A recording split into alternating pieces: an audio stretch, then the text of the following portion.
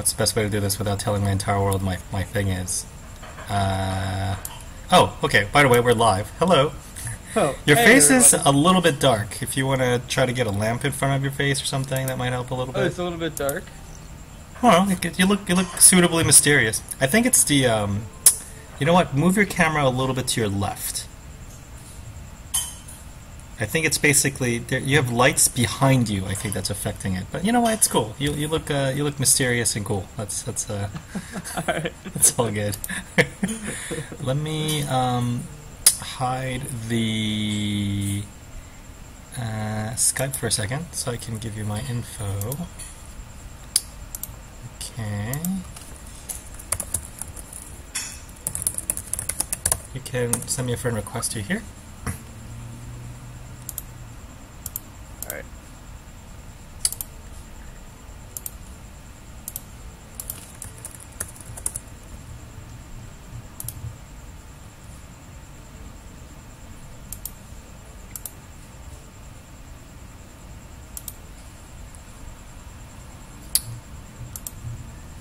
Okay. Did you get it? Just sent.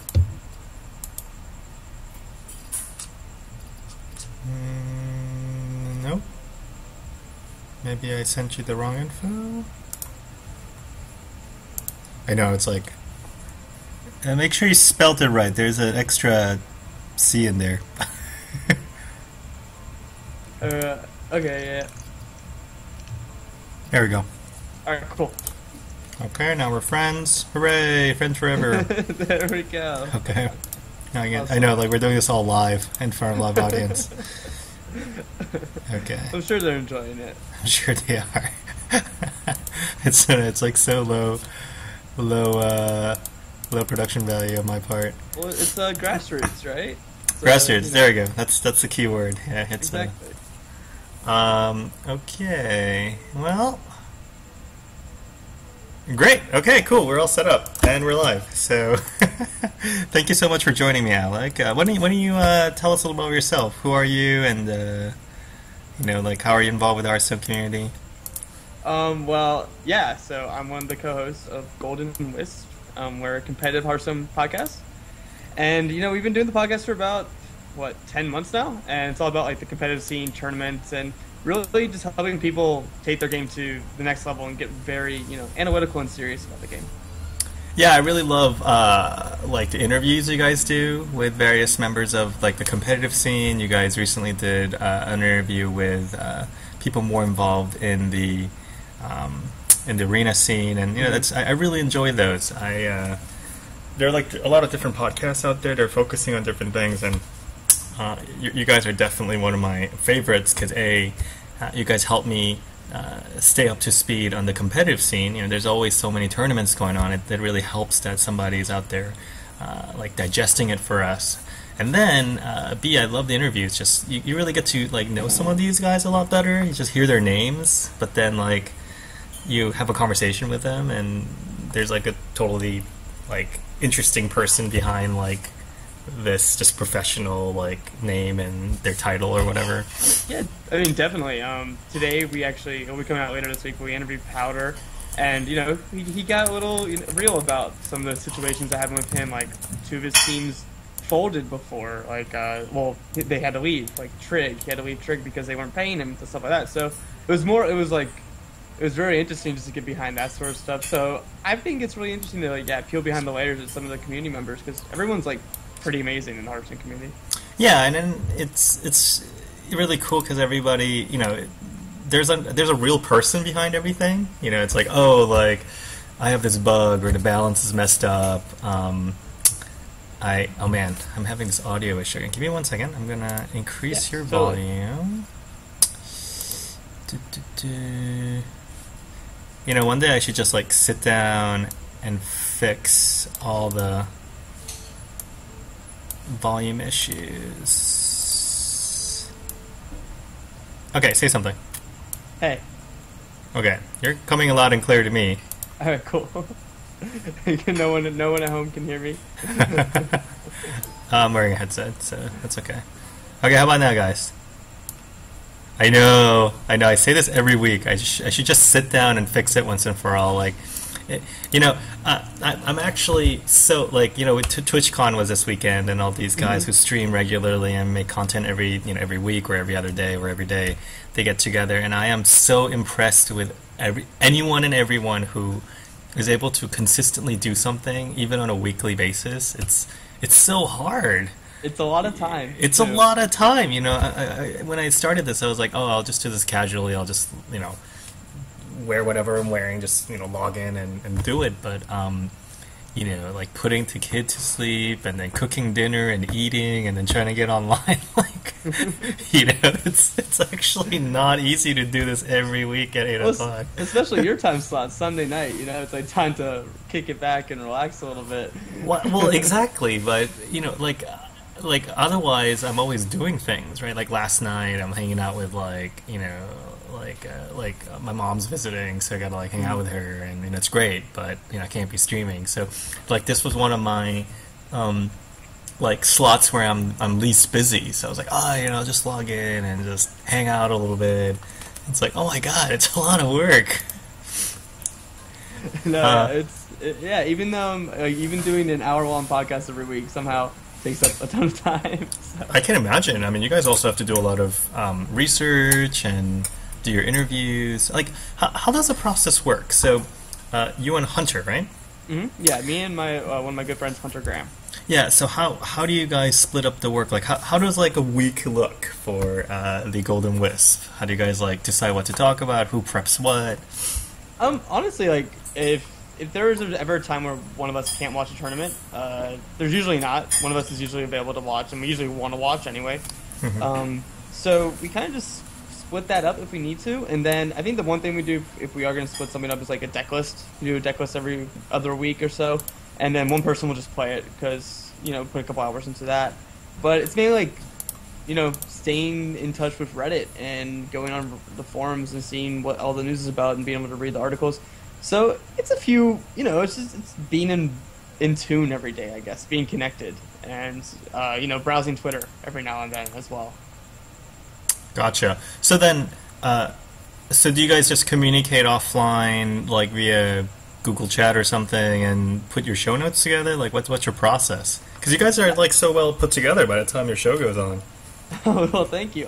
I mean, honestly, we're actually very close friends. So we just text back and forth or whatever we need to do. And then we have a show note doc, a Google Doc that we just work on throughout the week, and we put stuff up. And if I just have notes to myself, I'll just put it on my phone. I just have like one thing just for the show notes. And so it's really just keeping up with it. It's nothing that difficult. I think the most difficult part about it is just having that routine that you have to stay with, Yeah.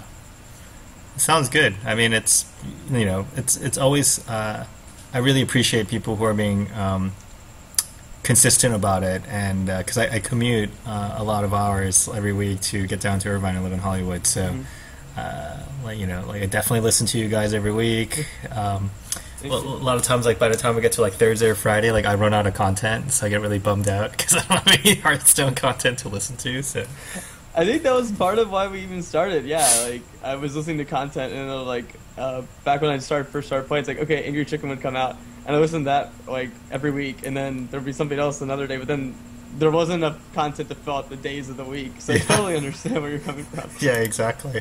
But like we're getting there. Like I'm almost getting to a point where I can just listen to Hearthstone. Like, I listen to like Crip on YouTube. I listen to you guys, the Angry Chicken, and then there are like 3 other podcasts I listen to.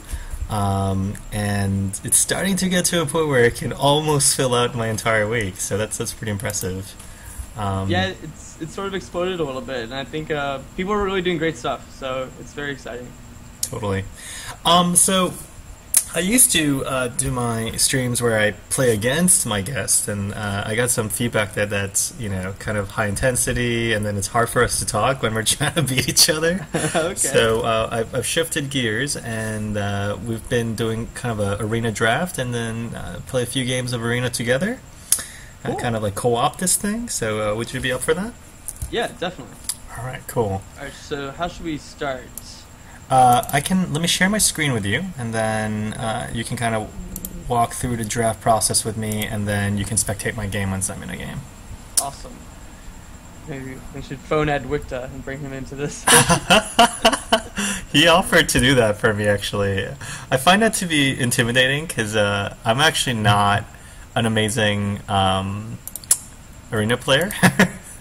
So I think I would be a little worried about him getting a little frustrated with how noob I am.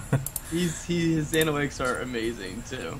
So. Well, yeah, like I mean, I listened to your interview with him, and the kinds of things that he does and he thinks about is not even anywhere close to something I think about. So yeah. I think he has like a PhD in like I think data science or something like that, like data analytics. So it's all about that with him. Yeah, I mean, so that's another thing I like to talk about, which is a lot of people who contribute to the Hearthstone community, they all have day jobs, Yeah. So what's your situation? Like So you're a Hearthstone podcast creator by night, and by day you are. I'm a mobile game designer. So, yeah, I just graduated from Parsons with my master's, MFA in design technology, and now I make mobile games during the day for a small company called Simple Machine. There's 4 of us at the moment. So, yeah, we make mobile games, and it's been pretty awesome so far. So, are you a designer? Do you program? How do you contribute to yeah. it? So, I knew how to program in school, but on the team, I am a designer. And also, so, there's only 4 of us, so we do like a lot. So, when I say designer, it means game designer, like systems design, and also like level design as well. I also do some writing for any of the narrative projects that we have. And then at the moment, one of our games kind of took off a little bit, so I'm sort of on the fly learning how to do a lot of business strategy for our team right now. Yeah, like tell us a little bit about that. It's a kind of a simple like timing based games you guys made, and it was hitting like #1 downloaded game in the Apple Store, right? Yeah, it hit #1 for about like 10 days. It was right up there with #1 or #2. It's called Pop the Lock, and it's just a really simple, minimalist reaction game. That's kind of what we specialize in, is like minimalist action arcade-like games and puzzle games. And this one was like our simplest one yet. We didn't really, when we put it out there, we weren't like thinking it was gonna be a huge hit. And then overnight, just it has like almost 5 million downloads now. It's kind wow, that's pretty crazy. I mean, like, does that blow your mind? There are 5 million people out there who are popping your lock. No, it's insane. Fresh out of grad school, so I didn't think it was gonna happen this fast, but it did. So we're all very excited. We're still learning though, we're still learning. So it's pretty cool. So what's next for you guys? Continuing somehow being able to continue the success, and that's just very, very difficult thing to do. We think we found it a little bit, but you have to strike some luck too. You have to keep making good stuff and then get lucky. And I think that was the first time we got pretty lucky. So are you guys going to be adding on top of Pop the Lock, or making a sequel, or you guys are making different games? What are you guys thinking? Oh yeah, I mean, not to bore everyone out there with like the business size thing, but we're like expanding the audience, like putting out on Android, doing international release, stuff like that. Mm-hmm. And then we're gonna go back to the drawing board and see what we want to make next, because a lot of times we're very focused on we sit around and we make games together. We're not we don't make games just to make money and stuff. We just sit around and talk about and what we want to make, what we want, because we just love games.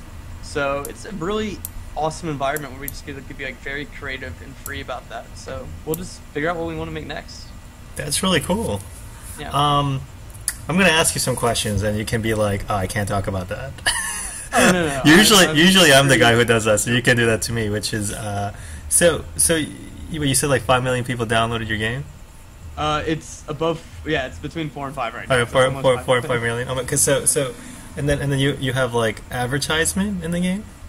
Yeah, we do have ads in the game. That's kind of the way we learned how to monetize. We were in premium for a while and it wasn't working out. Yeah. But we have banner ads and interstitials. People can pay $1.99 to get rid of ads, but that's actually broken in the game right now. So.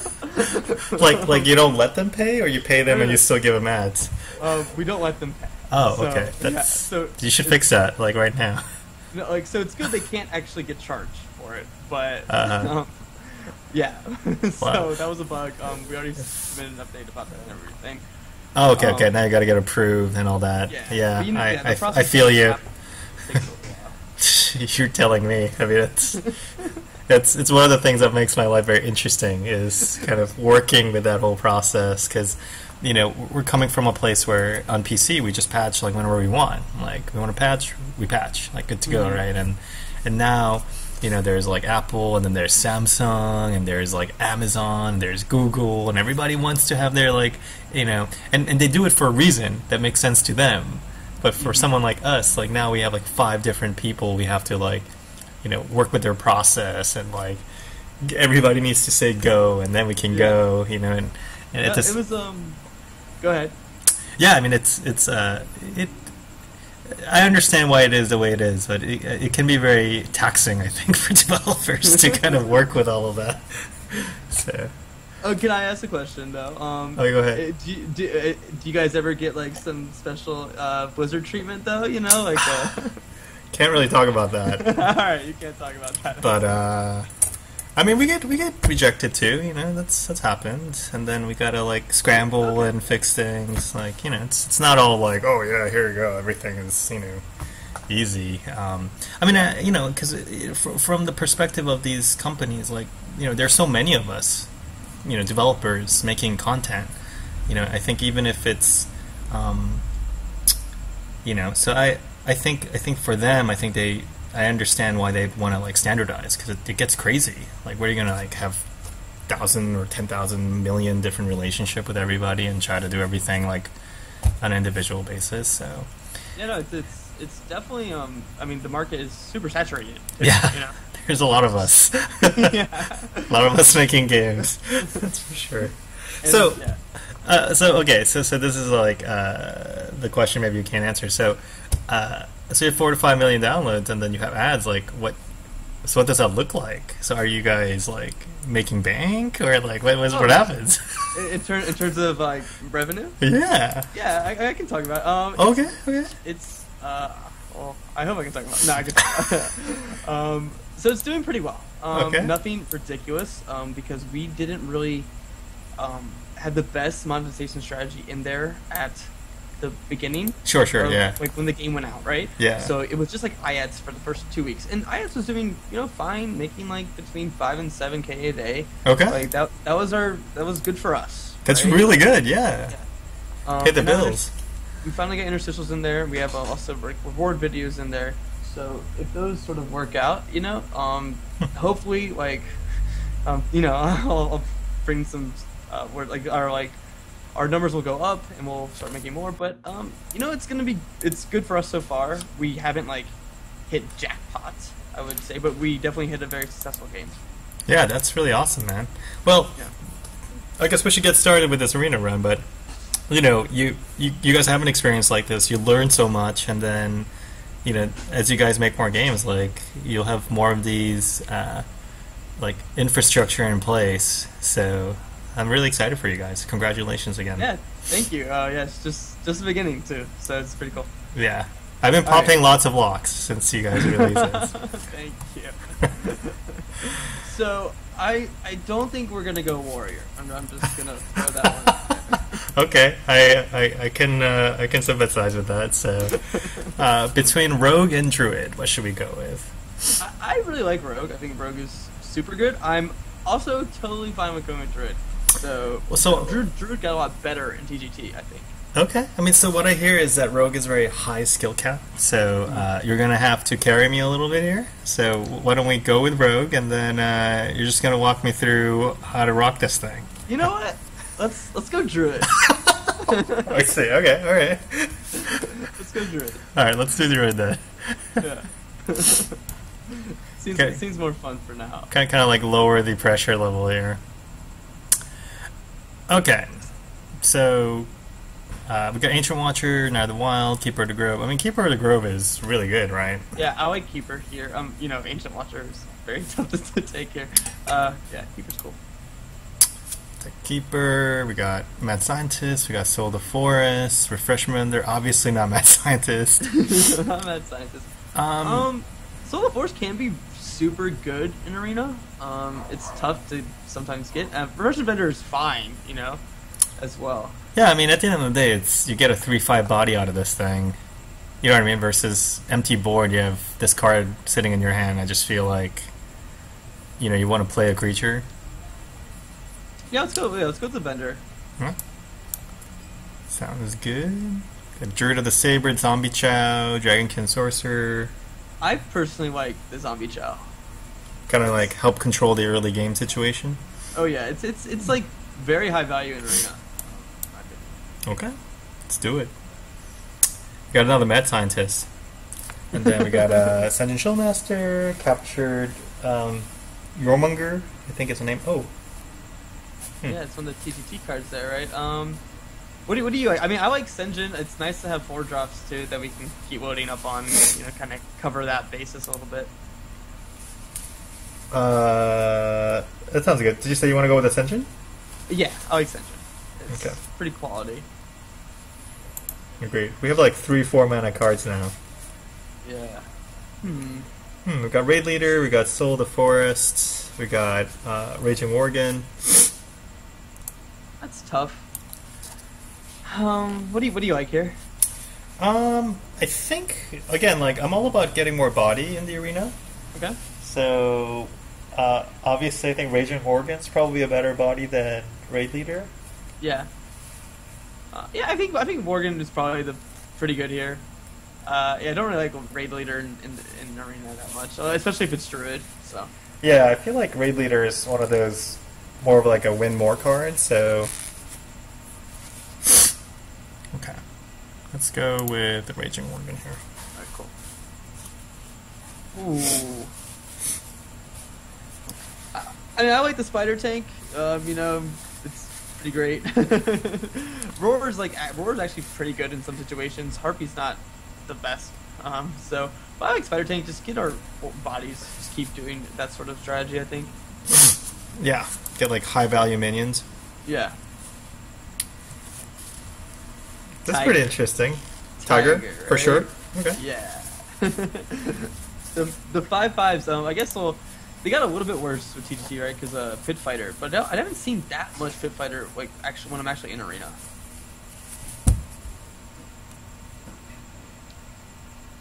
So what are you thinking here? Wrath is pretty good, right? Like cheaper removal. Yeah, I think Wrath is really great. Yeah, let's do that.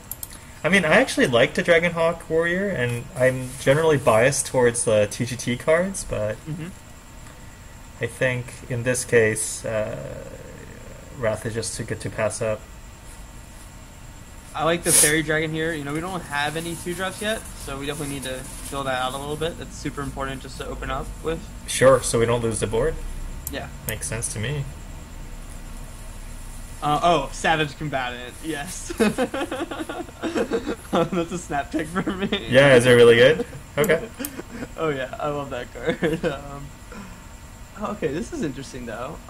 You know, we have, I don't think we're gonna go Ghoul, but then we have Saber and then Flame. Now, both of the, I like Druid Saber because like the +1/+1 Stealthless can always be super good. Flame's not a bad card either, but I think here I do like Druid Saber just because another 2-drop, which is really nice to have. You know, get our curve where we want it to be. Yeah, that makes sense. And I haven't been able to play much with Druid of Saber yet, so I look forward to doing that. I've been meaning to play more with Druid this expansion, and I've invested all my time and energy into getting some kind of a rogue deck to work. So I actually climbed up to rank 5 with a rogue deck, but... Oh, nice. Yeah, but you know, it's a lot of work. Are you doing like oil or something, or more like tempo based rogue, or what's going on there? Ultimately, I ended up with like a weapon mech deck where like the minions are mech based, but then I use things like Buccaneer and you know things like the wrench, and just trying to get these giant weapons that I can hit their face with. And then obviously you can burst with Blade Flurry as well. And I mean, I haven't been, like, it's obviously like kind of game ending for me if I run into Ooze or Harrison, but at least on the ladder, like, you don't run into those as much. So. Well, yeah, it's interesting. Like, I always really like Harrison, but even though Patron's like so good, people don't really run that much on the ladder. Warrior's not actually as popular on the ladder. There's a lot of Paladin right now, but that's probably the one weapon class that's like super. And Hunter is always, you can never really get a ton of great value with Harrison off Hunter. So, yeah, totally. Interesting. I like the Bone Guard Lieutenant here. Another 2-drop, and especially if you like do the Inspire once, it's pretty awesome. So. It sounds good. Yeah, I think rounding out the kind of early minion situation is the right thing to do here. Ooh. What are you thinking here? Darnassus Aspirant's always really good. Deathlord can be pretty good as well. Actually, last week when I was streaming with Devious Cat, one of the mods from Reddit, we actually had a Deathlord and one of the pandas. And it was actually pretty effective, where you get it out and it takes a bunch of hits, and then you like panda the Deathlord back into your hands, so you don't have to like deal with its penalty. But I don't know, for this run, I'm thinking Aspirant's pretty good. Okay. You know, we can ramp a little faster. We got a bunch of 4-drops. Yeah, let's do it. It's definitely better than like Wild Grove in Arena, especially because you get the body. You know? So that's pretty important. Definitely. Ooh. Drew the Claw, that's great. You know, fills out the curves pretty nicely too. I agree. I think there are some cards that are just super staple and easy to pick. Ooh, okay. I think it's down to 2 of them. I think we're still gonna, Call of Duty Raider is really great, but I think Ironbark is just that big threat that you can get out there and sort of control the game with, really. Sure, turn 8. I'm gonna vote for the Raider. Because I'm always going to lean a little bit towards picking a TGT card. Yeah, it's fun, yeah, definitely. Yeah, you know, like I don't get to play with a lot of. I mean, it's interesting, right? Because very rapidly, like we release any expansion and people like start optimizing right away. And you know, cards like the Raider and Constructed, you know, kind of got optimized out of the system pretty quickly. So to me, like when I play Arena, I enjoy playing these cards I don't get to play with as often in Constructed, because, you know, theoretically, quote-unquote, they're like suboptimal in Constructed decks or whatever. Anyway, there comes my bias. No, it's definitely, playing the new cards is a lot of fun too. I think here we take Yeti. It's just pretty solid. Abuse is pretty decent in Arena, but I think, adding more 4-drops is never a bad thing for us right here. Sounds good. Choose to set up. Huh. Alright, well this is not ideal. What do you mean? These are like the best cards in the game. I don't know what you're talking about. Alright, what's your argument for this one? Well, I want to vote out Healing Touch. I just don't think 3 mana for 8 health is going to get us much. So it's either the Flying Machine or Core Hound. I don't know.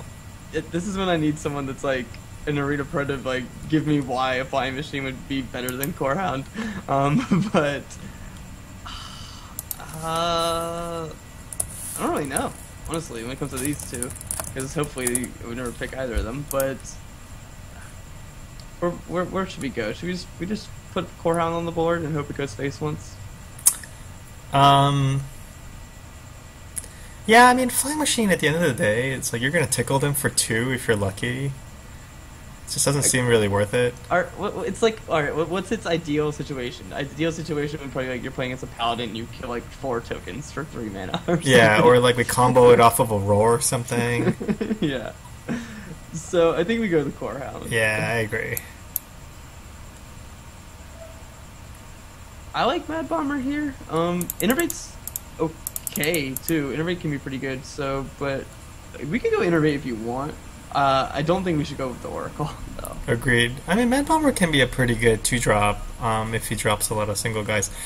Just to clarify, somebody in chat I think misunderstood me. It's not that I think TGT cards aren't as good and constructed. There are specific TGT cards because they're good. They're good cards. They're better cards and worse cards.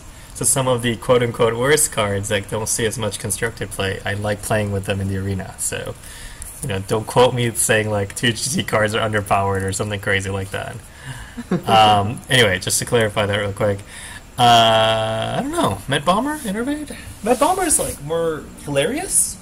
Yeah. So let's do that. So let's do it. I like, like humor is a very important part. And, if we want to pick up an Innervate, now we can do it right here. Ooh, is this like our naturalized run? Is this our naturalized run? I mean, is Naturalize... I have very mixed feelings about Naturalize. Like, is it good in the arena, though? That I don't know. It's usually not, because card advantage can mean a lot. But Yeah. you know what? I think there will be a day for Naturalize. There will. Because it's still 1 mana removal, but card advantage still matters in arena, so... Well, we also started getting things like Mulch, which I think is maybe, like, slightly more superior than Naturalize. Oh, definitely. If you had to do, like, I think Mulch is a great card. Yeah. So, I don't know. Alright, so we don't have any spell power yet, either. I don't know if we need spell power, because I'm not even sure if we're going to end up with a spell. We have Wrath. we have 1 Wrath, okay. Yeah, we have Wrath. I think we just continue with the bodies, or do you want to go something else? I don't know. How do you feel about Innervate? Let's do it. Let's do it. No, you don't seem very into it. It's okay. It's okay not to be into it. It's so you think Ogre Mage is the better option? When we get 3 wins in a row because we start Innovate in our hand. So no, you know what? You're right. Let's go with the Ogre Magi. I think Arena is all about having body on the table. So okay, I like. I mean, Azure Drake is just very solid body for the cost. Awesome. Draw card. Yeah, I agree. Go with that. Our curve is like looking pretty jacked. Like we don't have any 3s. I guess the idea is we'll skip it. Hopefully. I mean, the question here is like, do you want to have 1 drop? But I still think like Vendor is better than both. Like these aren't very high value 1 drops anyway. Squire's like okay, but yeah, I mean, I guess, yeah. I mean, the thing is, we don't want to be hero powering on turn 2 anyway. So no. Yeah. So I think you take the Vendor, even though it's starting to be able to move like lower things. But yeah, I think you take the Vendor. Yeah, let's do that. Ooh, this is cool. Okay. This is like a actually pretty interesting choice. I like both of these cards, honestly. I think Silent Knight is great. This stuff in the Divine Shield, it basically it has to hit it twice. You have to hit it twice, right? Yeah. But then the Panther can trade up, so that's like the really great thing about that. I mean, looking at our curve right now, we have a little bit of a decent late game, so Panther could like secure that. At the same time, Silent Knight could like fight for the board efficiently too. Given that it's a toss-up, I'm going to lean towards a TGT card. All right, cool. Tiebreaker. That was good. Okay. I like the Fairy Dragon again. Yeah, I'm with you. Yeah. I think it's a... I actually like the Fairy Dragon a lot. I think that can't be targeted by spells or hero powers can be very powerful. Also super annoying. So yeah, oh definitely. Like for against mages and stuff too. Totally. So not the Gargoyle. That's the one I'm gonna roll out. We don't have any pirates, so... And we have enough 2-drops right now. I almost wonder Panda's not a bad option.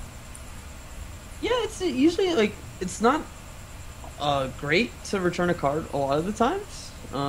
Sometimes you like don't want to be in that situation. Yeah, but that's true. There are moments where we could use it, Yeah,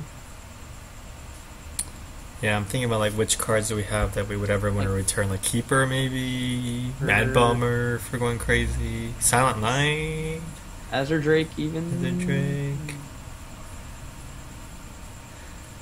I mean, I guess we take Ship's Cannon just for the vanilla 2-3. Just for the 2-3. Okay, cool. That's fine. We have a lot of 3/2s.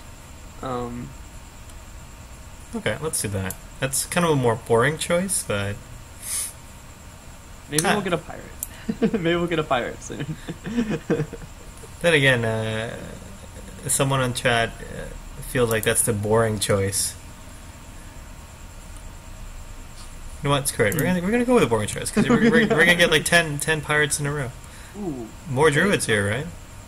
Yeah, I mean, Starfighter's pretty great too, but Druid of the Claw is just very hard to pass up. Just so much value, you know? Yeah, I agree. Okay, let's do that. I left. Alright, how many beasts do we have? That's the question.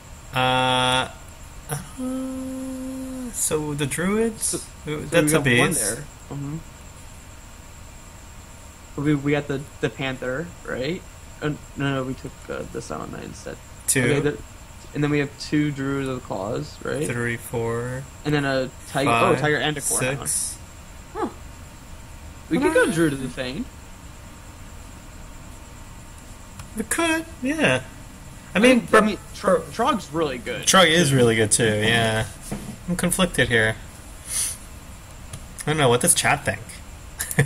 We're at that tipping point, though. You know, I wish we had like some more lower cost beasts, because then we could really feel like okay about it, and we could like play on 5. But it looks like we wouldn't even really be playing like on 6 after like a Druid of the Claw. Yeah, because most of our beasts are 5 mana or 7. So Yeah. I think unfortunately Trog's the right way to go. The Fang's more fun.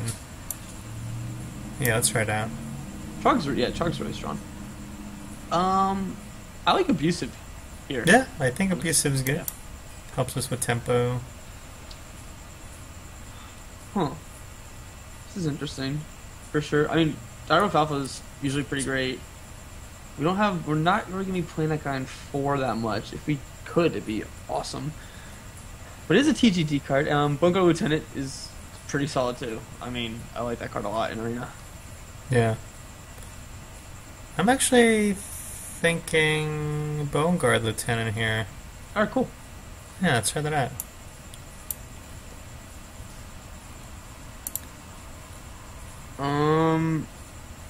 Which one do you like more? Do you like the Stalker or the Direwolf? I mean, you don't have a lot of... Well, I kind of like the Direwolf. yeah, I agree. It's not like we're gonna buff it or anything with Forgiven Stalker. Alright, let's get a Legendary. Oh, okay. Oh, Mulch! We were just talking about Mulch. I don't know how good it'd be in Arena, though. That's true. Yeah, I mean, card advantage is a big deal. I mean, Yeah. Dark Whisper is probably not awesome. But would you take Recombobulator over Mulch? Probably not, right? But it is like, it's okay in Arena, right? It's like a free heal. Yeah. Hmm. I mean, I guess do we have cards that are like... We have like some 4-drops, but 4 is like usually one of the worst spots to actually recombobulate at. Yeah. Because all the 4-drop minions don't have like amazing stats anyway. This is tough. Mulch is still removal, so it could, you know, let's go with Mulch. Yeah, let's run Mulch. Yeah, why not? Alright, let's take a little glance. Alright. Oh, here, let's take a look at what we got first. Instead of like Just look at it. face checking our deck here. We got Yeah. Abusive Sergeant, Zombie Chow, Wrath, 2 Bone Guard Tents, Aspirant, World Alpha, 2 Fairy Dragons. We got a lot of 2-drops. Mad Yeah, Bomber. I think we have no problem starting the game. I think we don't have like Roar or Force of Nature, so we don't have like combo, but sometimes it does happen in Arena. So it's really gonna be a lot of board control for us. I think we do have the cards that have enough value to sort of do that too. Yeah, I mean, I think overall we're just plunking down minion, hopefully on curve, Mm-hmm. you know, and try to overwhelm them. So Cool. Let's get right into it then. let's get right into it. Yeah. It's a yeah, I guess. So take me through, like, can you take me through like a typical day of life on the Hearthstone Team 5 and everything? Sure. I can talk about my day, I guess. Yeah. Let's see. So on Mondays, I guess I can just talk about like how I expect tomorrow to go. Mondays we all get together as a team around 10 o'clock. So we have there's about 45 of us now, but we all fit into our main team room. It's called a tavern.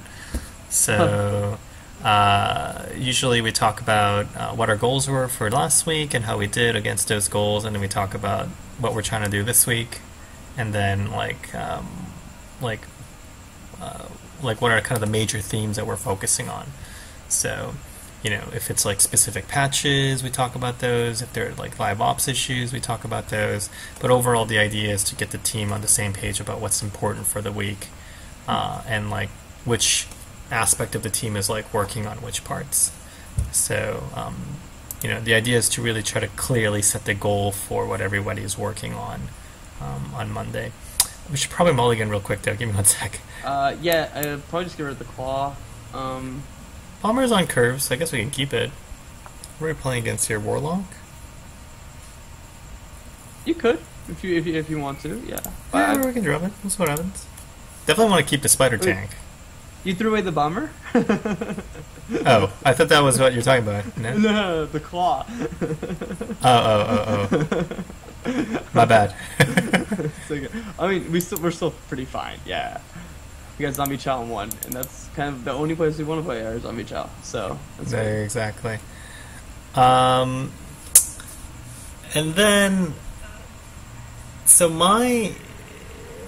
when I started on the team, I was like 11th or 12th member on the team, so I was basically the only producer on the team as well, besides my boss, who's the production director. Okay. So I used to do everything, but now we're much bigger, so our teams, for production, we're split up into more specific areas. So we have producers responsible for tools that supports the team. There are producers responsible for live operations. So things like taking care of the health of our live servers. Wow. And wow, he's not playing anything. Yeah. I think we can coin out a 4-drop here. The question is which one? I think the Yeti. You could also go with the Trog for now, but yeah, I feel like he's got nothing, so I feel like yeah, Yeti sounds good. Okay. Trog's better if we think he's gonna play a spell. I mean, Dark Bond maybe, like that would be the one, just to get rid of like something like the Chow, but I feel like he would have already played it though. Yeah, he hasn't played any cards. This is strange. I mean, unless he has like a Hellfire here. We're playing Handlock. Yeah, like, exactly. He proceeds to play like Molten Giants. Okay, Hellfire. Right. There's Hellfire. Okay. Alright. That's fine. We're still going to have the board and stuff. So. Yeah, I agree. I'm fairly okay with that. Get the Trog out here. So like earlier you were doing like a ton though. Right? Is that what you said? Oh yeah, I mean it's basically almost like you guys, right? It's a startup basically, and everybody's doing like all the roles aren't specifically defined. I know, it's crazy. Because like once the team gets more mature and bigger, I think people end up with more specific specialization. Mm-hmm. We can't ignore this guy, right? Yeah, we got to get rid of this. Yeah, okay. Let's do that. But the question then is... I want to play as much stuff as we can. You know? I almost wonder we get both Bone Guard Lieutenant out. We could play a little slower if you wanted. We could kill the Imp Mask. We could kill the... Oh, okay. We can do... Oh, or you could do like Silent Knight and Hero Power. Yeah, no, I like that. Clear the board. Just so there's no shenanigans coming our way, you know? Yeah, agreed. He must have like a Dread Infernal or something. Something big. I'm trying to think, like, you don't see a ton of Warlocks in Arena, right? So, but Warlock, like, you know, if Warlock does get going, then it can be really good because you have all that card advantage. Yeah. Someone on, we have Chef Sasha asked about day-to-day interaction between the community team and the dev team. The community team actually sits like one door away, like one hallway away, so they sit very close to us, and I actually really like that. So we hang out with those guys a lot. That's pretty incredible. Honestly. Holy shit, Demon Fuse? This is like blowing my mind, man. This guy's arena deck is crazy. I mean, I'm inclined to almost go all face here. I think we are going off phase. We just had to say, like, okay, hopefully he doesn't have Hellfire again, right? Yeah. Alright, now what are we gonna play? That's another question. We could do something like Bone Guard, Spider Tank, Hero Power, and not like, you know, play it at like a certain, but not like too much, almost. I like it. Okay.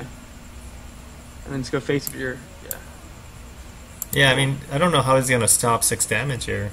He'll He have needs like to... a Shadow Flame or something. That would do it. Yeah, Shadow Flame would do it.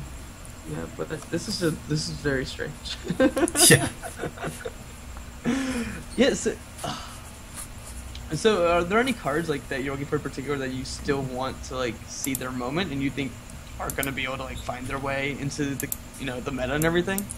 I mean, so these are probably questions more for designers. If you were to ask me personally, yeah. like, What sort of fun stuff like you want to see? Let's see. I just haven't had a lot of time to. Oh, hey, there's our first one. There we go. Congrats. Let's see. What are some what are some stuff I'm personally working on? I'm obviously still playing around with all the rogue cards. I think there's something with Burgle that could be really fun that I'm trying to make work with kind of more of a mid to late game base rogue deck. I mean, it's a good card, like totally. Yeah, I think so. So because the way I tend to play Hearthstone is basically people say XYZ is terrible and ABC is the best. I try to like mess around a lot with XYZ. So, right. Cool. Like for instance, like Hunter was considered like the worst class in the game. Up until even like a year and a half ago or something, and I was messing around a lot with, I guess, what it ultimately became the Face Hunter, which I guess is terrible in retrospect, but it was basically, but I mean, my version was more, it had very few minions, and it was very like based on like weapons and secrets, and trying to clear the board and go for face. Did you ever see that the Trap Hunter list that came out for a little bit? Yeah, it's kind of like that. Okay. It was a Trap Hunter I was working on. That one was really cool. Yeah. Yeah, it's pretty fun. But now I think everybody feels like like maybe Rogue's not as exciting. So I've been playing a lot of Rogue. Back before TGT came out, I was working a lot with a Dragon Warlock because I felt like people didn't feel like dragons were as exciting back then, but I was having a lot of fun with the Dragon Warlock. So it did pretty well. It's Dragon Warlock. It was a decent little deck for a little bit. Yeah, I mean totally. So Yeah. that's how I tend to enjoy Hearthstone. So if you were to ask me like what are some new cards that I want to see more of, it's these like funky, tricky cards that I'm always fiddling with. Like maybe it's like Confessor Piltress, or maybe it's cards like even like Enubarak. Like I feel like there's something there I could do something with Rogue. Maybe it's not the best card in the world, but there's something like fun there I could be screwing around with. I think like if it had like taunt or something maybe, but it's just you can kind of like ignore it too much, It's like, hey, enjoy existing. It's like turn 9 or whatever, turn 8. Yeah, totally. Oh wow. Okay. There's some joust going on. There we go. Oh yeah. Yeah. I'm actually just playing we can go with Fairy Dragon because we can probably get better value of the other guy later if we want and have like more of a choice. Yeah, whatever choice. Yeah, I agree. Let's do that. Yeah. I really like Joust. I think it's so cool. Like, and thinking Arena, it actually has a pretty, Inspire actually has a pretty big effect on Arena. So, it's pretty neat. Yeah, I think Arena is definitely has a good chunk of impact on You in the Arena. don't want to play this Silent Night just to keep the curve, or... Well, the thing I like about playing Druid of the Saber here as a 3-2 stealth So you can is I can definitely that out kill that next guy. turn. Yeah. Versus, I don't get that option with Silent Night, and then he's kind of awkward at 2-2. Like, I guess it depends on what he plays. That's how I feel. What do you think? I kind of like playing the Silent Night. Oh, just to like play on curve? Yeah, I mean, stay on curve. I guess worst comes I can attack with him in Hero Power and play Druid of Saber next turn. Sure. Yeah, he doesn't take any damage from attacking it anyway, so he won't lose the Divine Shield or anything. No, it totally makes sense. Yeah. We also like on 3. What are we expecting? Okay, that's fine. That's totally fine. I mean, this is good. I can run him into the 5-2 here. Yeah. Well, then we can just play Senjin,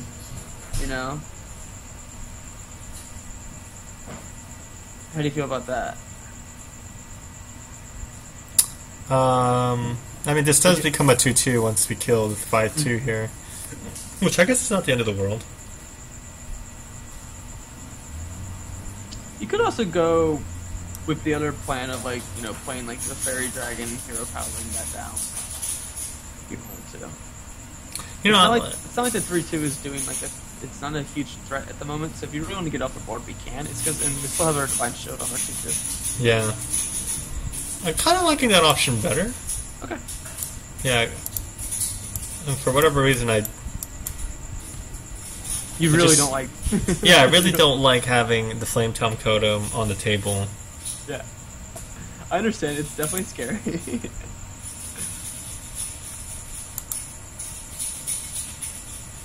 I just feel like it leads to a lot of shenanigans that'll make us sad. It's one of those things, if you see it get played on the ladder, you're like, okay, needs to be removed immediately. Yeah, totally. Ooh, Knife Juggler. Interesting. Okay. I guess he'll pop a totem here or something? Just go face, yes. Great. This is nice. It's not bad. Yeah, we're sitting pretty right now. We have some pretty high value drops too. There we go. Now that is what we wanted to see. Okay. Okay. I don't always like keeping the Spell Totem one, so I would still want to pop that off whenever we can. Oh yeah, because you'd be worried about like Lightning Storm or something. Yeah. It's the one that creates the most problems,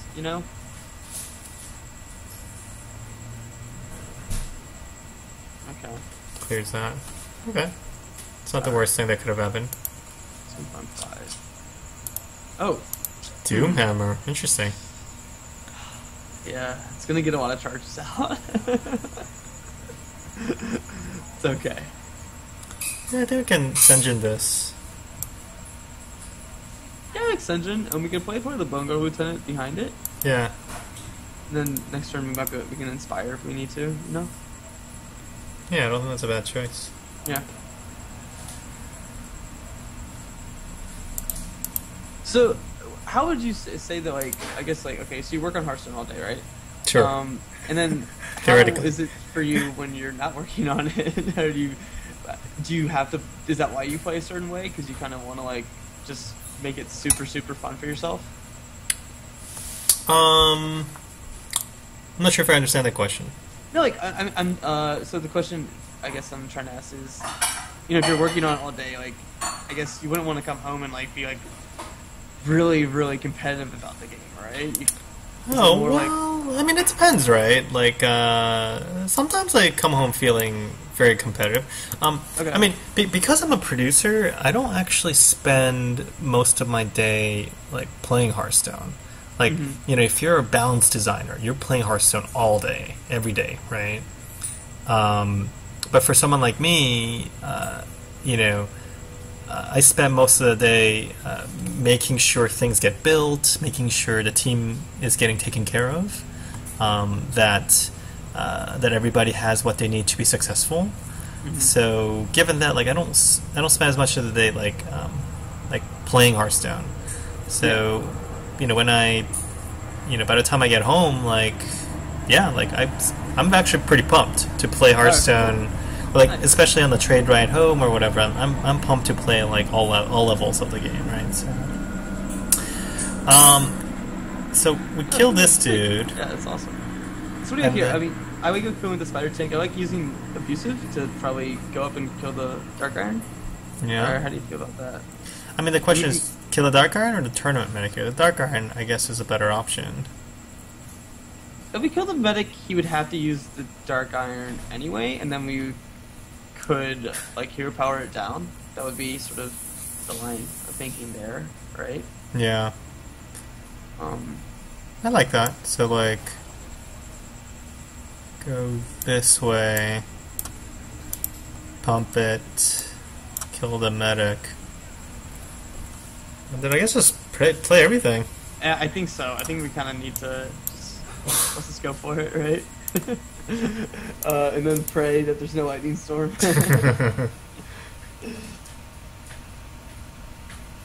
I feel like he would have played his Lightning Storm already if he had one. Especially with his Doom Spell Hammer Bar just- Totem out. Just does so much work. Yeah. Yeah, he definitely doesn't have it. If he did that move too. Ooh, Oh, it's pretty high value. jeez. Okay. So what? He's gonna be able to take out Spider Tank if he wants, but I'm not sure if he wants to. Yeah.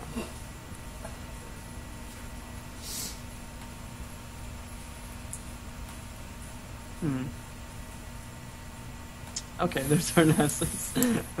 I know, he's like a little late to this party. Now, how do you like doing this? I mean, I think we should take out the 4-2 here, or the 3-2. I think so too. Yeah, and take out the Spell Power Totem. I mean, and we should play the Dionysus Aspirant. Mm-hmm. Okay. Yeah. He's gonna be able to take down the spider tank. So I mean, we're that's trying to 6 dodge stuff like damage. fire elemental, right? Yeah. We need to get to our big guys though. We need to get to our 5 drops. Or- In our core hound. That's true. Or even our 4 drops. We had some pretty good 4 drops, like the Savage Combat- Combatant. yeah, or even the Cavaldier guy. You know, we can inspire and start juicing him up. Oof. Okay, That's- that's the worst though. Yeah. Yeah, that's the worst. But that's like the 3rd Spell Power Totem he's got. Which is kind of Actually, I annoying. think it's the only totem he's got. There's our core hound. He's not gonna face that, so I mean, maybe he will. Let's see. he might. But jeez. Well, we have okay. That would we still have, and we have some chargers too, so that's good.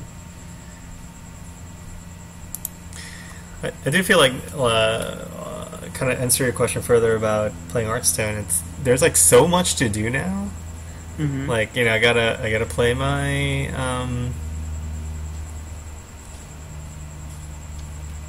I gotta play my Oh.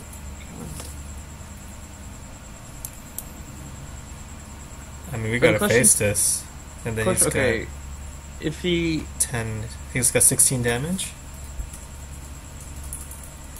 I think we face hero power and then hope he doesn't heal or has some burst down. okay, what if he has bloodlust? I think if he has bloodlust. We're just And then we're just jacked. yeah.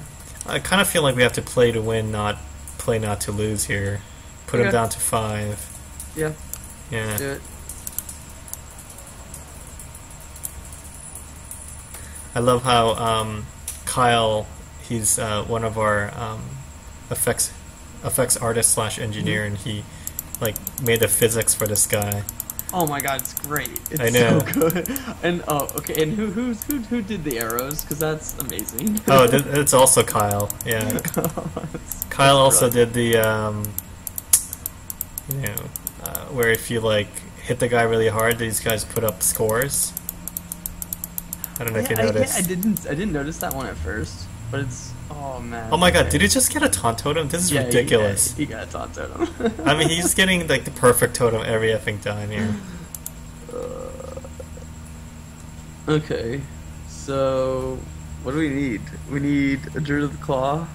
Or mulch. We could use our mulch. mulch would be good. Oh, that There we works. go. That works. We got it. Either flavor works. Oh my god. There you go. That's how you win. That's how you So win. good. This is how we're gonna get to 12 wins. There we go. No, the new board is great, and I also noticed like it has do the other boards have like their own sound effects like this one does? It has like the simmer in the background the whole time.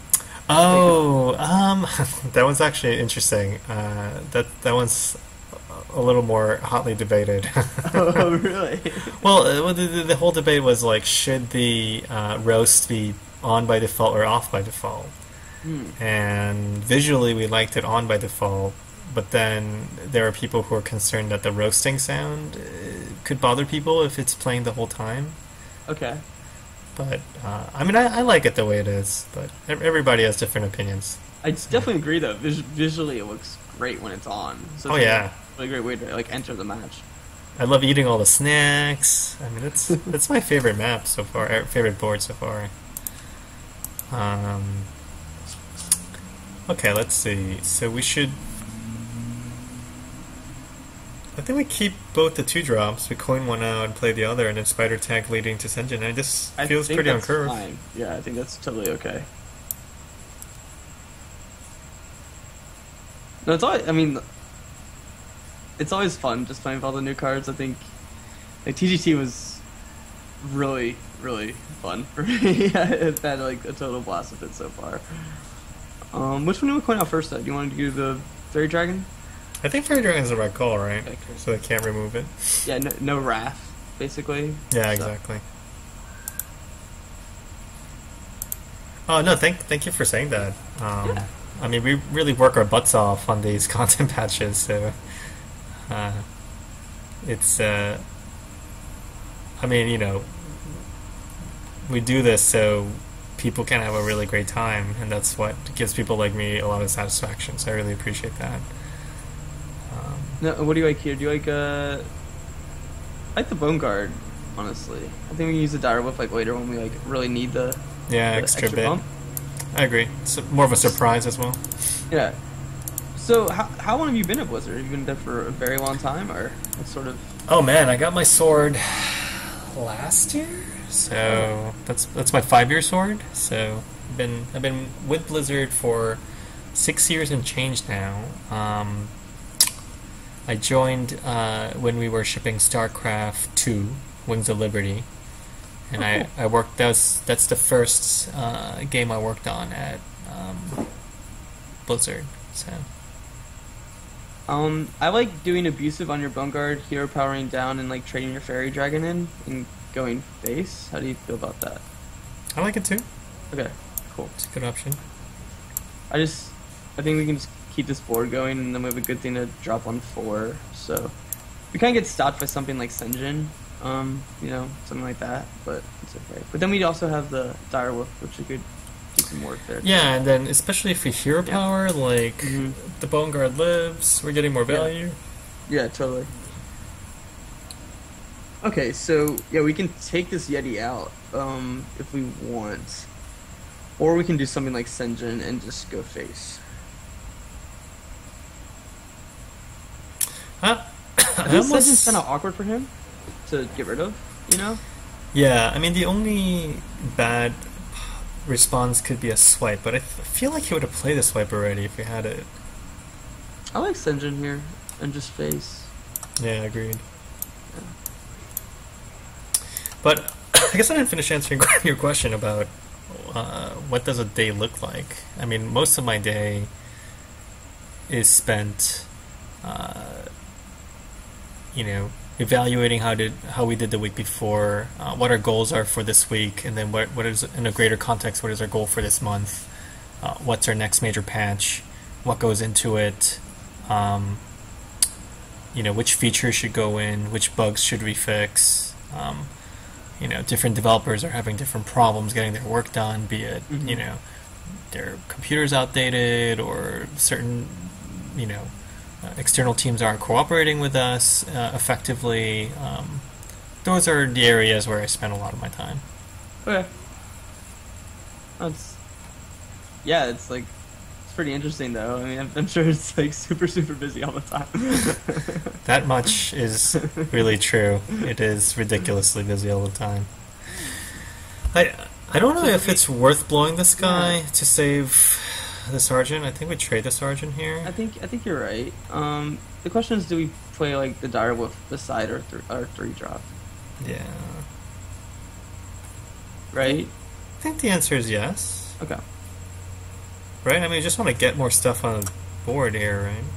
Yeah, I think so. I think he's play like the spider tank and the dire wolf. Yeah, I agree.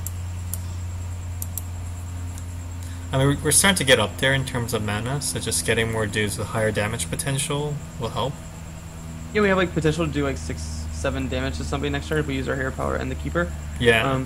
So we could answer even something like Boulder for Soger, which would be like the best 6-drop for him to play. So, I want to get rid of that guy for sure. Agreed. Okay. It's a little bit awkward for us, but I think we use the keeper here to kill the 3/2. Yeah. The question is, do we want to play Zombie Chow? Probably, right? I mean, we just gotta get more... I think you still do. I think you actually could have considered going face there, actually, because it still would have been an awkward trade for him anyway. Oh, gotcha. And then, like, force the clock on him. Yeah, exactly.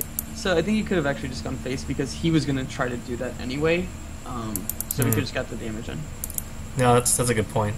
It's actually one of my weaknesses as a player is I tend to get over-focused on board control when sometimes I just need to take a bit of a risk and force him to do it. Yeah, it's one of the first lessons I think I usually try to teach people when I do some coaching or something. Is like, you don't need to make the trades that they're going to make for them, you know? Yeah. So. Okay, this is slightly awkward, and now it's slightly better, so. Yeah. I think we just played in top mode, hero power and go face, right? Yeah, I like that. Okay. The other option was to just YOLO drop Charge. the Core Hound, actually. Oh yeah, you could have done that too. And then, if you had a swipe or something, it would work out. But I mean, it's actually pretty annoying for him to get rid of it, right? Because it can't. Yeah.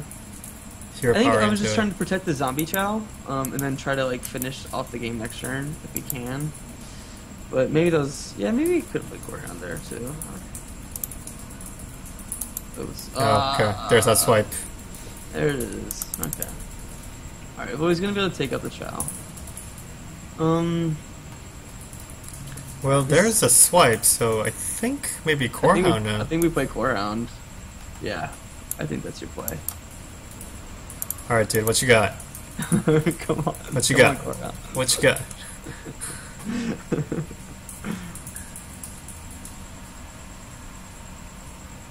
Oh, come on. Oh wow, he has something. Oh, Frost Elemental. Fascinating. Dude, I love that card. I love that card so much. I was trying to get that to work in a Freeze Mage deck, where I try to use that in conjunction with, like, Ice Lance or something. Oh, okay, yeah. It's fun stuff. There we go. Azure Drake's good. I think we play the body, right? Yeah, I think we just play the 4/4. Yeah. Yeah. Maybe we'll run into our 5 damage raft. So. Oh, there he is. This is rough. Okay. So we're yeah, basically, you could chase that. it'd be really great to get raft right now. It'd be really nice. Or mulch. Not ship's cannon. It's not quite what we asked for. I mean, we have to trade. Yeah. Just filling the board. And Yeah, I kind of think we have no choice. Yeah, okay.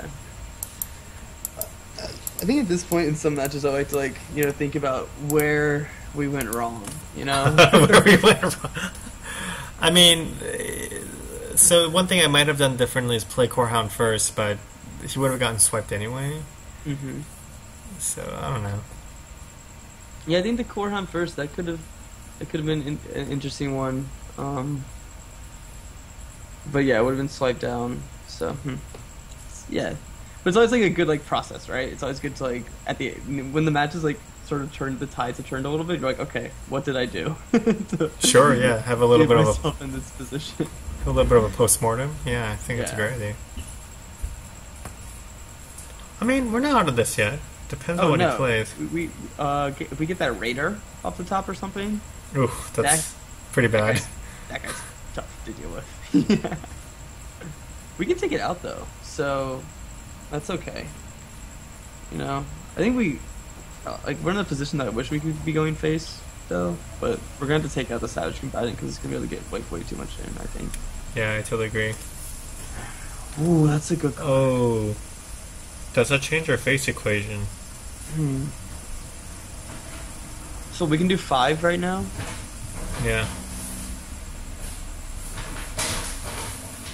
I mean, I wonder if this changes our face equation. So we do 5 here now, and then he can take out everything. Nah, we gotta kill this guy. I think you have to kill it. Yeah. It's unfortunate, but true.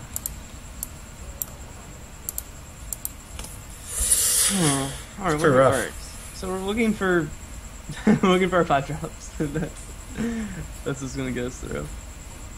That was I was actually doing an arena run on one of my friend's shows the other day, and we had like a terrible arena run. Oh man, he pulled it off. Oh, yeah, Drew the Fame. I think it's like and a pitfall. Wow, that's a strong turn. Jeez. Yeah, it's a very strong turn. Okay. So he's got 16 next turn. All right, so we need a draw, right? Yeah, I agree. Okay. I guess we draw on this guy.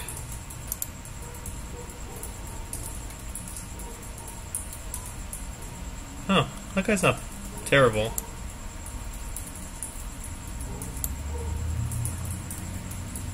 He enjoys raiding. Actually. True fight. Forgot about his via. Okay, so this is just super awkward. Like, he's gonna take this guy. Oh yeah. We're pretty behind. I think you just have to go face. Yeah. He can trade down, which is tough, you know? Yeah, we don't even have swipe here, though. So he's going to end up with a 5-1 and a 7-1 and won't be able to do jack about it. Yeah, it's okay, you know? We're, what, 2-1? It's alright. It's fine. You win some, you lose some. Yeah. No, and the brawl this week, that was awesome. It was totally cool. Yeah, we have a designer. He's one of our. We have Pat Nagel on the team now. He's the character. He's a designer for whom Nat Pagel is named after. Oh, really? Yeah, so he's been around for a really long time. He did a lot of great things for. We're dead here. He did a lot of great things for World of Warcraft, and now he's on our team. And Pat's been really focusing a lot on making awesome new Tavern Brawls. So, Underdog Rules is definitely one of his inventions. So yeah, no, it was because I think it was Gates up when like people loved some of the ones I first got, but were looking for just like new stuff, and then this one came and everyone was like so happy about it because it was like just something we didn't even think about seeing, you know? Yeah. So that was like it was a real curveball, and it was pretty neat to see that. Yeah, it's we've done a few where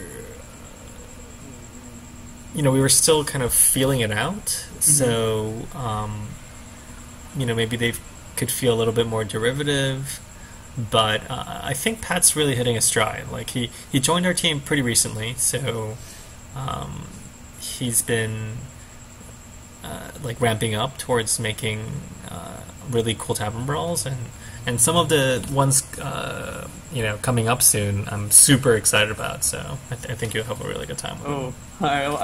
I won't ask. I think we throw away the Direwolf actually because it's not a true 2-drop. So, sure, yeah. Yeah. There that one's much better, yeah. Much better 2-drop, agreed. Yeah. and Oh, that great. one. Those are good. I wonder if this time we're playing against a handlock that uses Demon Fuse. I know, Demon Fuse. It's pretty hilarious. Oh man, Rathgar. Okay, Interesting. well, we're gonna take him out. So- Yeah. Fairy Dragon, I think, is where we're gonna go here. Yeah, totally. Actually, Rathgar's really fun in this brawl, though. It's like, you know, if you can go like Suicide Warlock, but then you get to that point where like if you go too far down, they can just kill you in one turn. So Yeah, it's a yeah. nice little balance, right? Well, a lot of people are playing this kind of burst package, you know, to finish up the game. So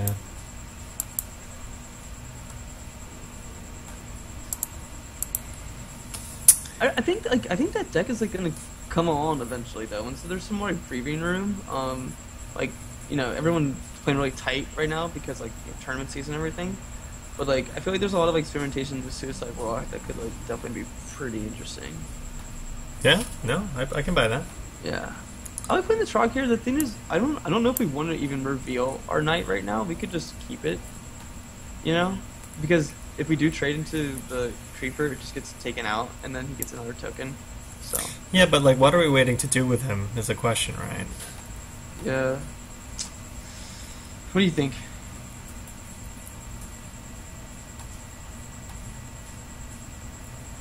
Yeah, I'm not sure. I kind of like holding it, honestly. I think it's gonna be a more valuable trade like later on. Sure, This like just where. doesn't seem like a great board. If we can get like we put like, you know, we play the Druid of Claw next turn, and then he had to trade up into it, something like that. Yeah.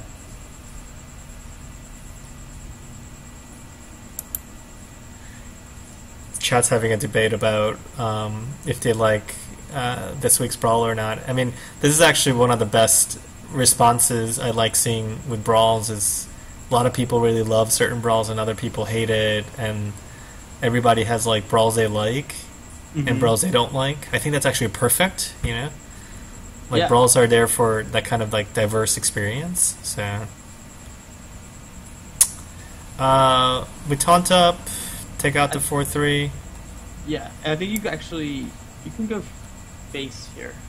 I think You think so? 2/2. What do you think? Oh, with the 2/2? Yeah, Yeah, I agree.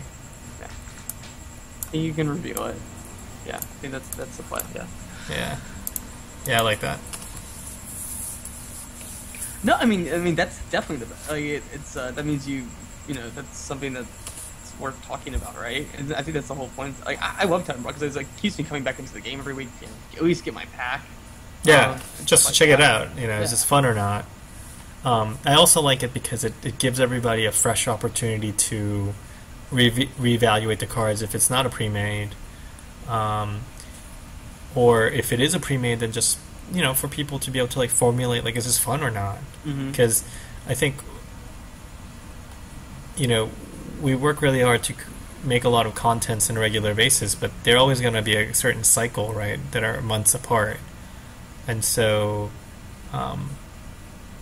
being able to keep coming up with content that, you know, comes in a weekly cadence so that people can have that kind of evaluation on a weekly basis, I think makes a huge difference. Hatter Bomber.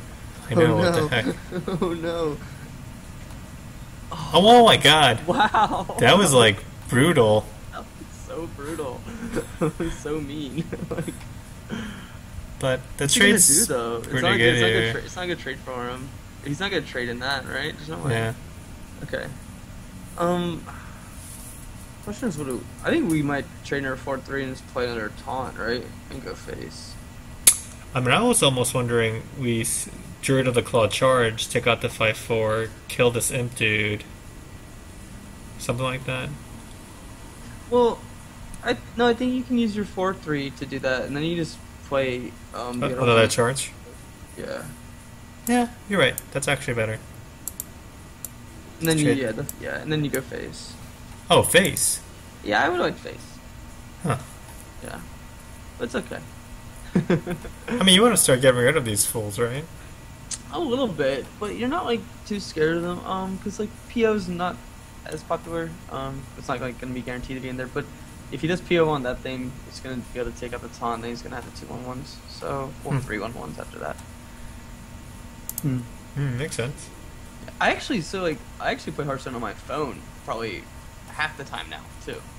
Oh man, I play Hearthstone on my phone almost like 100% of the time now. Oh, It's really? kind of ridiculous. Yeah. Cool. Yeah. Because I play a lot on the train, Mm-hmm. during my commute. So.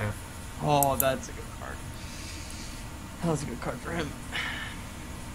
I'm really wishing I had a swipe in my deck, Yeah, for real.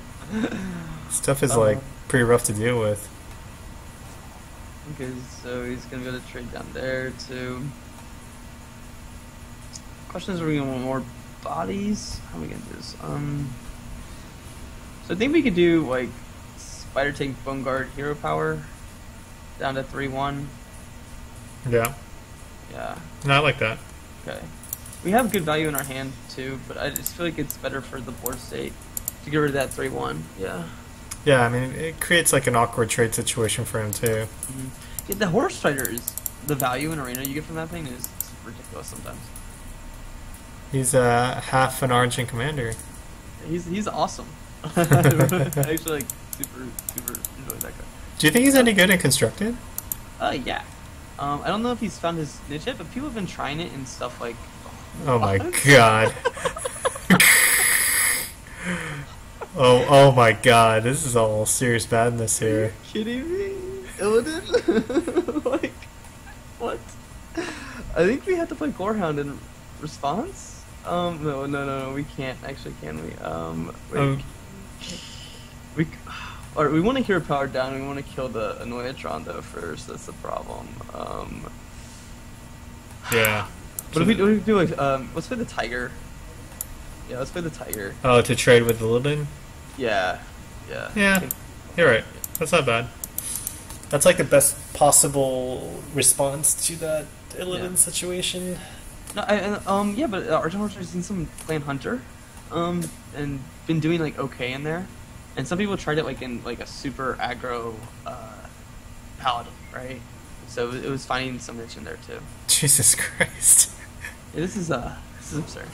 It's like a beatdown. Oh my god, what?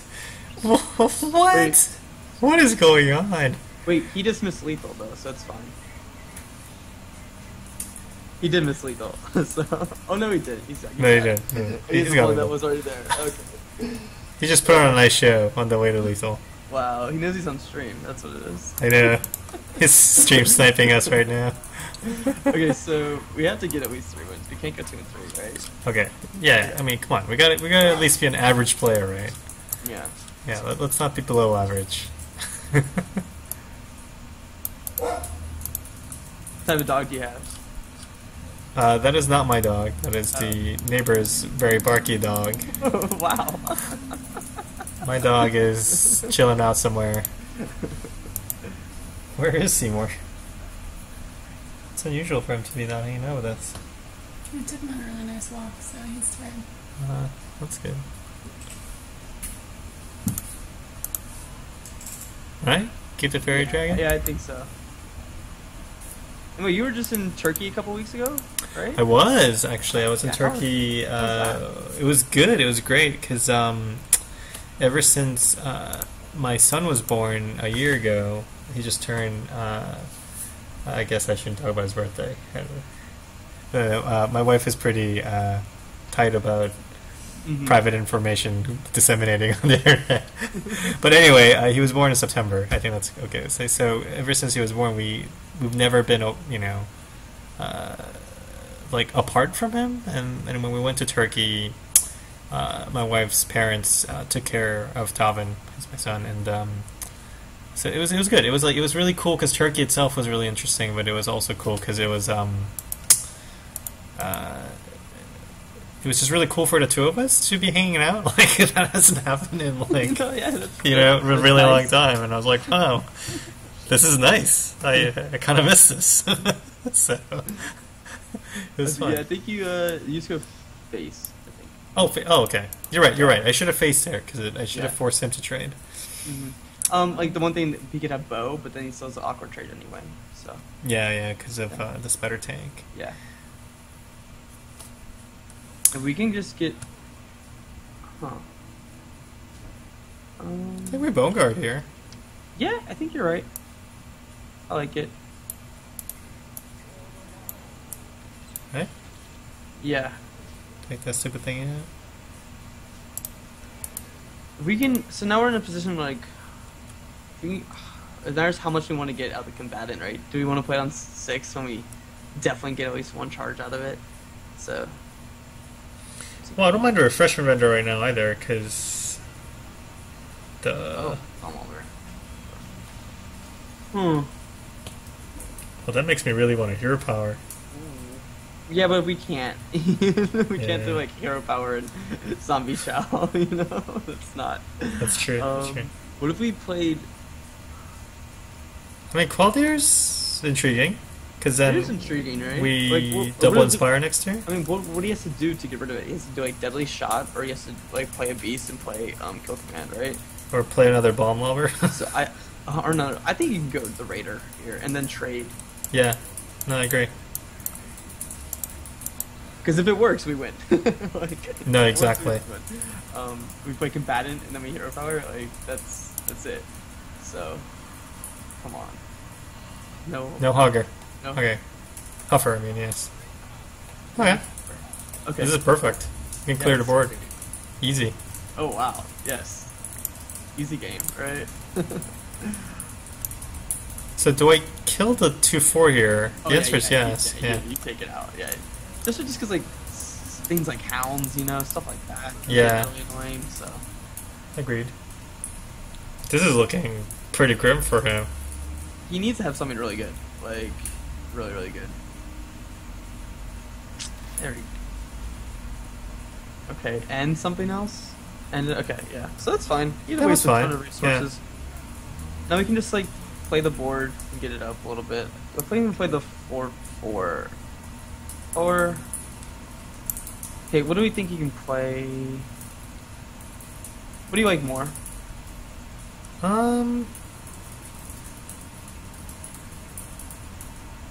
I guess 4/4 is more damage output, which is Okay. what we're looking for. Yeah. Do we just go ahead and hero power here, or do we want to play the dire wolf? I think we hero power. Yeah. I think you also played the chow. Yeah, I agree. Oh, Savage Combatant is fun. I love that card. Especially like in Druid, the thing right now is like putting more 4-drops in. So especially because now you have Darnassus. So if you like curve out that way, it's really really nice. Oh, that was a good play.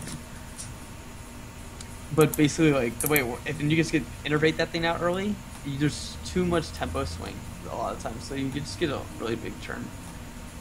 What do you like here? I kind of like doing like Direwolf Vendor and like training the buffed 5/4, like the ogre, into the 3/5, and then playing the Vendor hero power and go face with the rest. Sounds good. I think I probably would have placed the 3/5 on the other side though, just in case. Cause Oh, when it dies? Yeah, you're right. That would have been a better choice. I think we have it though. I think we're in a really good spot. So. Oh, hounds. Oh no. Hounds are annoying. And a kill command. Okay. Well, this is where Core Hunt comes to play, right? No, I mean, Core could potentially do a bunch of work for us here. Oh, totally.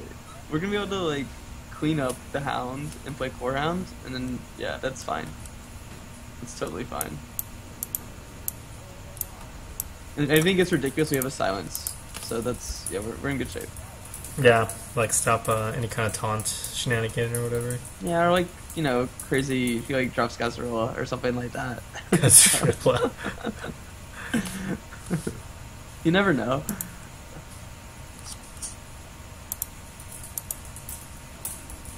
Ooh, 7-9 man. God. High main? That's where silencing, right? Yeah, I think we I agree. silence. Or we. Oh wait. All right. I think we want to play everything. Actually, we're going face. Yeah, right? we're definitely going face here. We're definitely gonna play the Worgen and this Silent Knight. I think you just play them both. Yeah, that's definitely gone. Now the question is, do we want to save? He has to train to the Gorehound, so you could just save it just in case if like a taunt comes up or something. Yeah, yeah. I like that better.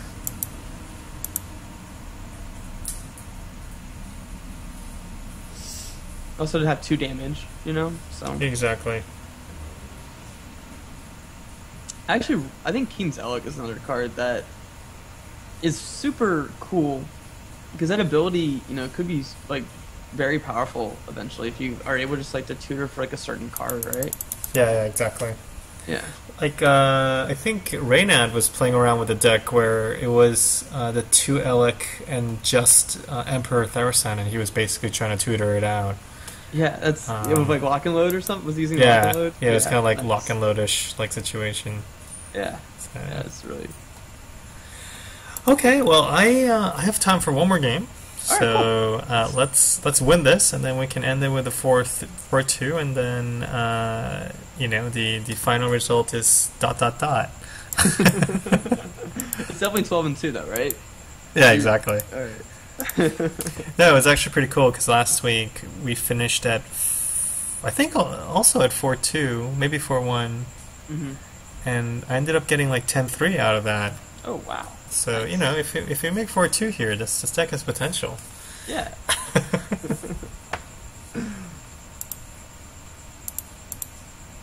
So what's next for you guys with Golden Wisp? Oh Like, yeah, do you have totally. some, I guess I should talk more about that. Yeah. So we're gonna be at BlizzCon. We're gonna be at Con Before the Storm. Oh, awesome. Okay. Yeah, World of Podcasts. So we're on there with the guys from Well Met. We're both gonna be like presenting. And Oh, sweet, awesome. yeah, that'll be really really cool. John he helped me out a lot of the show because like Hunter was on like a little break at one point. Okay. And John helped me. He like filled in and everything. He was super super helpful. So it's gonna be great to like get with those guys and do something there, and then just enjoying all the Hearthstone stuff that's gonna be at BlizzCon and everything else that's gonna be there, of course. Yeah, no, I listened to that episode. It was actually really cool for him to be hanging out with you. Yeah, I've never even been to BlizzCon, so I don't even know. I heard it's a lot of fun though. So. BlizzCon's gonna be amazing this year, and you should definitely hit me up. We'll have a beer. It'll be great. Yeah, totally. We can't. I think we just have to pass. Yeah, we passed it, right? It's pretty awkward. I guess I can hear is part it, of this is, guy. it, is it a time where you get to like kind of relax too? Or what's it like No, for you? BlizzCon is very busy for someone like me. Yeah, because I spend a lot of time prepping for BlizzCon. Mm-hmm. Like if we're gonna show anything, we have to prep for that and all that jazz. And then during BlizzCon, I also spend most of my time interviewing. So Okay. I mean, we coin out on night here. Well, if you coin that out, then like, what are you doing next turn, right? So that's like the problem. I think you might just have to give up the Fairy Dragon and let the 2/3 stay on the board. And then let him trade in with a Leopard Gnome? Yeah. Yeah, it's pretty lame, but... Yeah, you're right. But I think we might Probably have the to coin to like coin out a 5-drop. It's just awkward right now. We have mulch though. We finally have our mulch. So. That's good. I mean, I feel like mulch is the kind of card that's good when... Oh my god, it's super annoying. That is really frustrating. Okay. And Silent Night here. Yeah. Okay, so we're gonna take 5 at least. We're gonna get 16. We're going to coin out like a tiger though. We're looking for like a Druid of the Claw right now, just to like stop. Yeah, stop the bleeding for sure. Definitely. But yeah, I'm really excited. You're gonna be there at BlizzCon, man. So we can. Yeah. My favorite part of BlizzCon is actually after like 7 or 8, when I'm done with all my jazz, I can actually like hang out with people and have a few drinks or something. That's awesome. That's my favorite part. What do you think we do here? Do we coin out the tiger? Yeah. I Okay. mean, we're gonna get so much damage to the face, though. It's gonna be another. I think we coin out the tiger though. And then we basically have to pray that ogre does not know how to hit anything. So, yeah. I actually wouldn't mind the ogre hitting like the 5/5 actually, Oh, that would be phenomenal. Yeah, we'd be Yeah. in fine shape then. unless he swipes us, and then we're in terrible shape. Oh, that's another great arena card too. Oh, got rid of our Divine Shield. Okay. Wow, yeah, he just like went all in, and it's come on, hit the 5/5. Yes, There we go. That's There we go. something. Okay. Now we don't have our Divine Shield, but oof. Do We you obviously- feel lucky? we obviously attack first with the tiger. We can't just like. What's the play though? I mean, so we attack with the tiger, trade, like dive in with this guy, and then I think we play Med Bomber, man. Yeah, I think you're right. Yeah, I think we go for it. Yeah. Okay. So let's get lucky, right? I feel lucky. 1, 2. Oh yes. Come on, that's not bad. Alright, cool. Okay, next turn we can play Savage Combatant, and then we can Hero Power. Yeah, So, exactly. Yeah. Okay. We try to get this tempo back. No, yeah. I mean, it's interesting because especially with our show, like we know that we have like a solid base of listeners, but this is obviously something huge for us. We know there's a lot of people that don't listen to the show and do play a lot of Hearthstone, so we're hoping to like gain like people and get people to recognize what the show's about and get into it, and and so we can like keep improving it and everything like that too. Yeah, no, totally. It'll be a great opportunity for you guys. I mean, just interacting with other Hearthstone players and Blizzard fans at BlizzCon, will be great. Just to get your name out there, and you guys have such a great show. It'll be great to have more people listen. Oh, he traded there. Interesting. Wait, what? Why? I Thank think you. we still do Savage Combatant, right? We can't play like Mulch, so we can't do that. I think we just had to play Savage Combatant and Hero Power. I mean, the other option is maybe we save Savage Combatant and play the Burly Raksha or something. Okay, we're going in.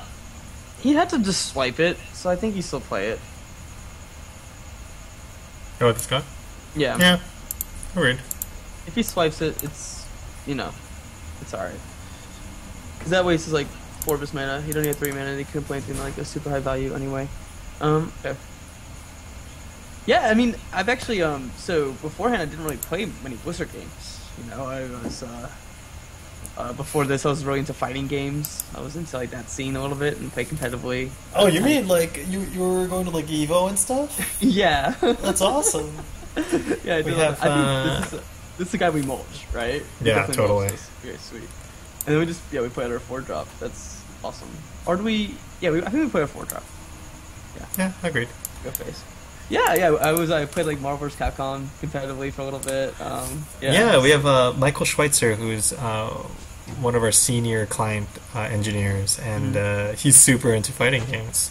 Awesome. So you should track him down. He's gonna be at BlizzCon. You guys should geek out about Marvel vs. Capcom. I think that's his favorite fighting game. Oh really? Cool. Yeah. Yeah. No, I was really into it for a little bit. It was a lot of fun. And then I don't really. Oh, okay. Oh, this is nice. I think we obviously have to trade our 5/4 in, right? But then we want to hero power first, but we play the Raider and then we hero power. Yeah. Yeah. So just so we get that bonus. And the question is, do we play Zombie Chan? I think we do. We don't have self right now. Yeah. This is good. It's looking good. Yeah, this could work out. Yeah. So what Well, other that's sort of games do you play? Like do you play like what other stuff are you into in terms of like do you play a bunch of games or? Yeah. I mean, Wait. Oh my god! What? This is a joke. Ice out? Oh my god. Okay, how do we want to deal with it? Do you want to like just wrap it down and then trade with Zombie Chow and then play like Core Hound? Or do we want to do like Azure Drake Wrath and we can just clear it a lot cleaner that way? Yeah, I like. Azure I Drake. like the Azure Drake situation. Let's see what card we get. Yeah, okay, then we can play this guy. Yeah, you can play Vanguard, and then okay, that's not clear bad. this. Sweet. Okay. So I'm super into all of Blizzard's games. Mhm. Obviously, I've actually recently fallen back into Diablo 3, so I've been playing a lot of Diablo 3. What's one of the perks with working at a game company and like being, like we hang out and like play games during lunch a lot. Yeah. So a lot of our team members are playing a lot of Heroes of the Storm right now, and it's just really, it's like a LAN party, right? Basically. Oh, what the? I'm sorry. Sorry, I cursed on your stream. No, it's. I mean.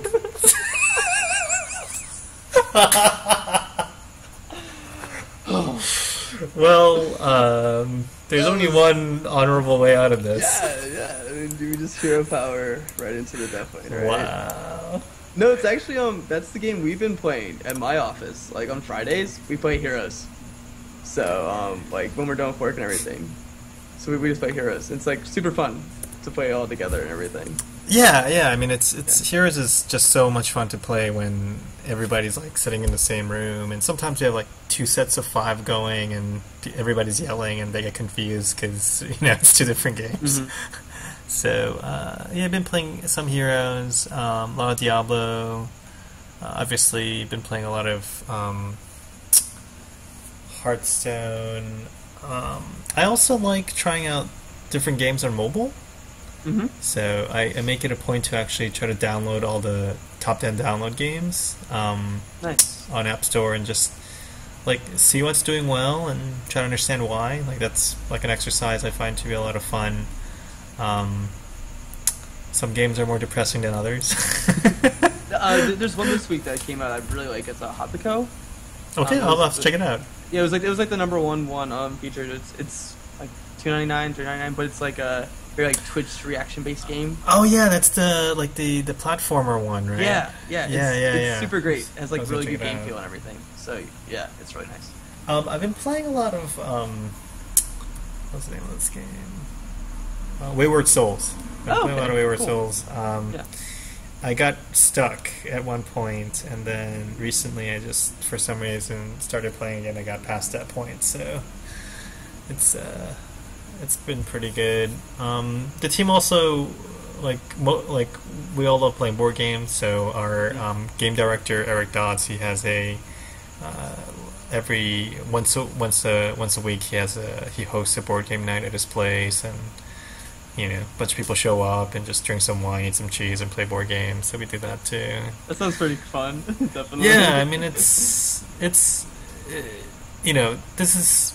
is the best team I've ever worked with. I feel super grateful. Everybody's amazing, and it really feels like a family, and we're all interested in similar things. And what's also interesting is we're all at like similar points in our lives. So like a lot of members of the team are having like children around the same time I am, and so we have that shared experience. Like just overall I feel super lucky. This is like the right place and right time to be where I'm at, and that's been pretty amazing. And I think like you guys have been super amazing with us, the community, like especially with Hearthstone. It's felt like the game has been grassroots in some way, and then the community outreach has been great too. Like we're doing this, and Ben Brode like does his videos. So Yeah. We kind of feel that too.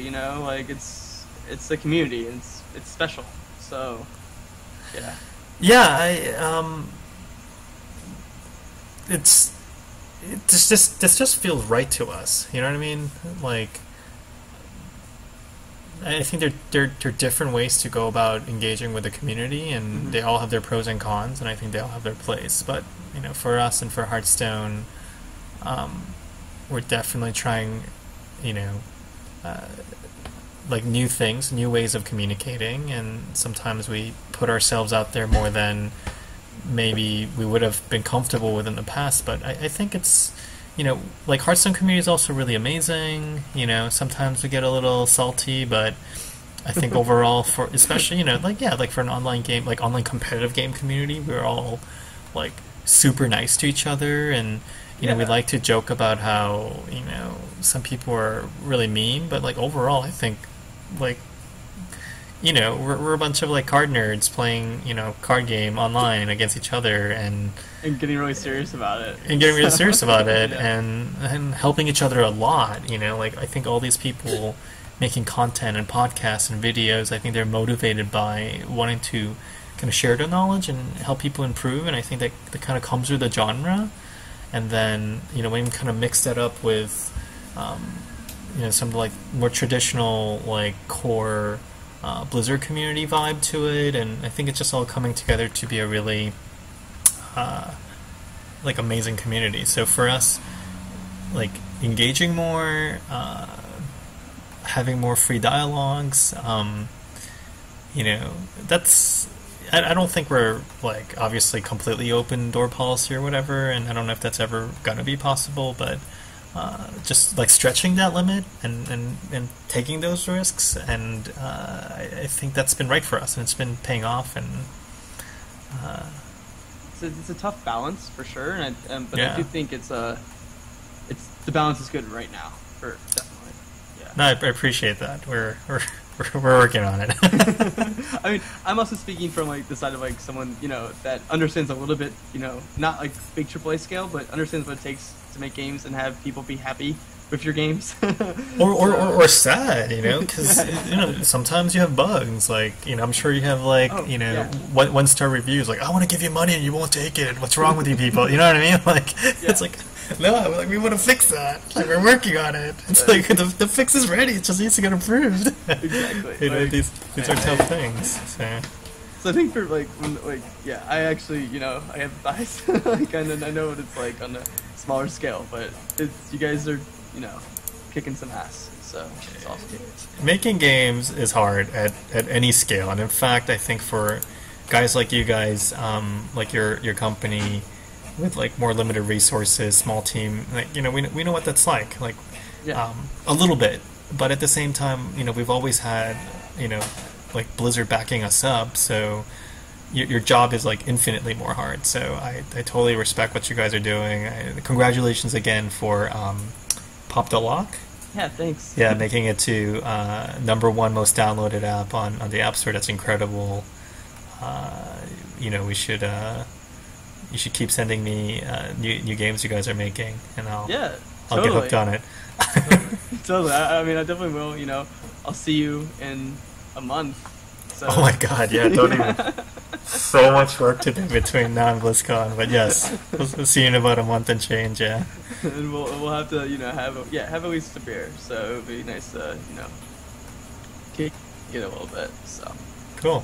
Well, thanks for joining me. That was super fun. And thank you for having me. Yeah, it was. And after we get together at BlizzCon, we should do this again. Yeah, like totally. And then the Deathwing finished. So yeah, that was definitely something. I know. It's like ridiculous.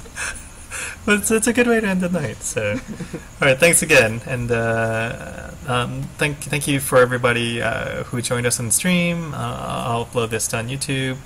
Where can people find you? Yeah, so you guys can go download Golden Wisp. It's on iTunes, Stitcher, and you can follow us on Twitter at GW Podcast. All right, definitely check the podcast out. It's definitely one of my favorite podcasts. So.